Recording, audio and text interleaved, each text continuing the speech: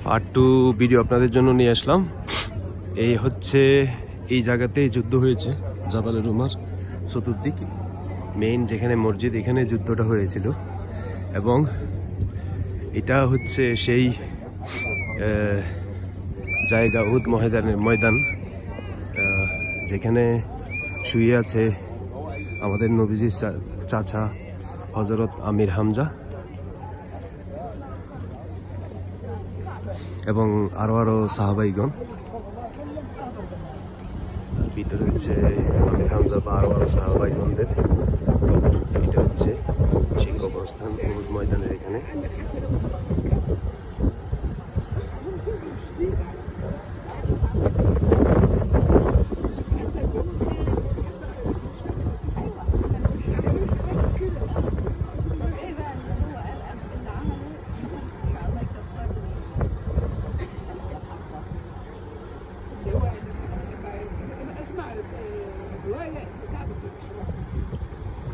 এটা হচ্ছে সেই কবরস্থান যেখানে শায়িত করা হয়েছিল নবীজি চাচা আমির হামজাকে।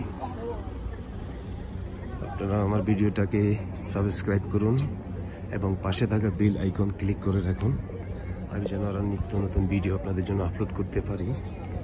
এই ভিডিওটা হচ্ছে পার্ট 2। অনেক দর্শনার্থী, অনেক মুসলিম ভাই বোন এসছেন জিয়ারত করার জন্য, পাশাপাশি আমিও এসেছি। এইসব হচ্ছে আমরা হাজিগণ বিভিন্ন দেশ থেকে এসছে। এই হচ্ছে ইন্দোনেশিয়ান হাজিগণ আসছেন। আপনারা আমার চ্যানেলটিকে সাবস্ক্রাইব করে পাশে থাকা বেল আইকনকে ক্লিক করে রাখবেন। আমি আরেক পাশ দিয়ে এসেছি। নবীজির চাচা আমির হামজার কবর কোনটা সেটা আমি জানি না।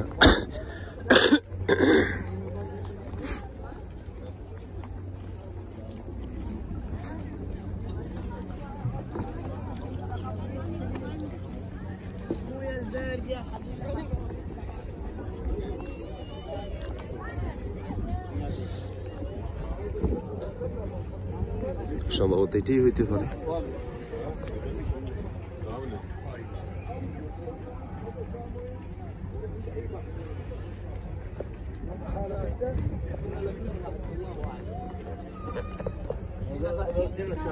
هنا 2 مقابر فيهم 3 صحابيين وهنا مقبرة والبقية كلهم الصحابيين. هذا مين هذه مقبرة من حمزة بن عبد المطلب.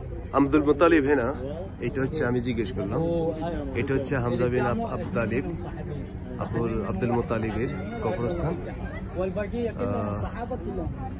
ও বাকি যারা সাহাবাই শহীদ হয়েছেন তাদের সবাইকে এই জায়গায় শায়িত করা হয়েছিল।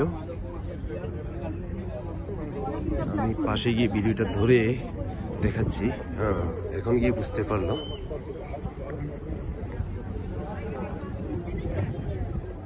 এই যে দেখা যাচ্ছে এটা হচ্ছে আমির হামজা এবং আরো 2 জন সাহাবার কবরস্থান, মাকবারা বলা হয় আরবিতে। এই জায়গাটাতে যুদ্ধ হয়েছিল সেই সময়।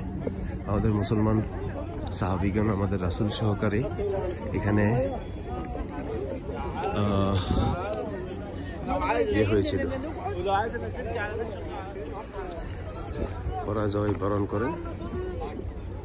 এটা হচ্ছে সেই জায়গা উহুদের ময়দান। এই জায়গাটাতেই মূলত যুদ্ধ হয়েছিল। আমি পার্ট 2 শেষ করে আপনাদের জন্য পার্ট 3 করবো ইনশাল্লাহ, পার্ট 4ও করবো।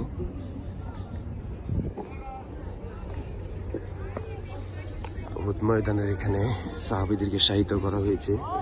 সেই মাকবার অর্থাৎ সেই কবরস্থানের চতুর্দিকটা আমি আপনাদের জন্য তুলে ধরলাম। আপনারা আমার চ্যানেলটিকে সাবস্ক্রাইব করবেন এবং পাশে থাকা বেল আইকনকে ক্লিক করে রাখবেন।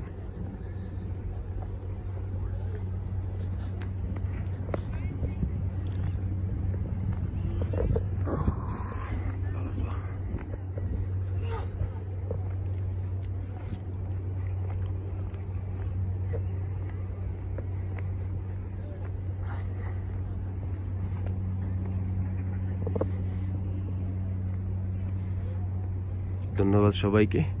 ভালো থাকবেন। সালাম আলাইকুম। পার্ট 3 ভিডিও আপনাদের জন্য নিয়ে আসবো।